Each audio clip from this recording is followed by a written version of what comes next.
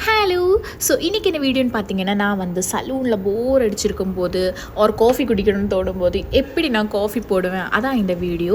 So coffee போடலான்னு போன போது சரி ஒரு வீடியோ எடுத்தால் என்ன, எல்லாருக்கும் தெரியும்ல நான் எப்படி காஃபி போடுறேன் அப்படின்னு சொல்லி தான் இந்த வீடியோ எடுக்கிறேன்.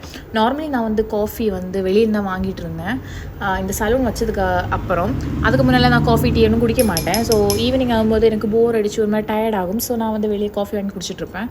ஸோ ஒன் ஆர் 2 டேஸ் நல்லாயிருக்கும். சில நாள் ஒரு மாதிரி கரைஞ்சிருக்கும், சில நாள் ஒரு மாதிரி தண்ணி மாதிரி இருக்கும், எனக்கு பிடிக்கல. ஸோ நானே மில்க் பவுடர் டீ பவுடர்லாம் வாங்கி வச்சுட்டு நானே ஷாப்லேயே வந்து காஃபி போட்டு குடிப்பேன்.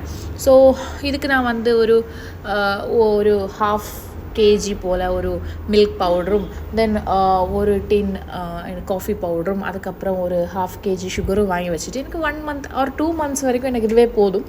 இதுவே ஜாஸ்தி என்றைக்கு குடிக்க மாட்டேன், எப்போ ஆச்சுன்னா. ஸோ இப்போ நான் வந்து ஒரு கிளாஸில் வந்து ஒரு 4 tablespoon milk powder, then 1 tablespoon sugar and ஒரு 2 teaspoon காஃபி பவுடர் போட்டுட்டு நான் மிக்ஸ் பண்ண போகிறேன். அண்ட் இதான் என்னோடய ஃபேவரட் பிராண்ட் டாட்டா காஃபி. எனக்கு ரொம்ப பிடிக்கும் இந்த காஃபி. நார்மலி நம்ம சன்ரைஸ் ப்ரூ எல்லாம் இருக்குல்ல, அதோட இது சூப்பராக இருக்கும். இதோட ஃப்ளேவர், இதோட டேஸ்ட் எனக்கு ரொம்ப பிடிக்கும். ஸோ கிட்டத்தட்ட ஒரு 4-5 இயர்ஸாக நான் இந்த ஒரு காஃபி, அதாவது நான் காஃபி குடித்தேன்னா இந்த காஃபி பிடிக்கும் எனக்கு. நார்மலி நம்ம கடையில் வாங்கும்போது என்ன காஃபி போடுறான்னா எனக்கு தெரியாது, பட் அது காஃபி மாதிரி இருக்காது. பட் இது குடித்தோன்னா காஃபி மாதிரி இருக்கும். ஸோ யாருக்கெல்லாம் டாட்டா காஃபி பிடிக்கும், இல்லை உங்களுக்கு என்னென்ன காஃபி பிடிக்கும் அப்படின்னு கமெண்ட் பண்ணுங்கள். அண்ட் பாருங்கள், நான் இதெல்லாம் எடுத்துட்டேன்.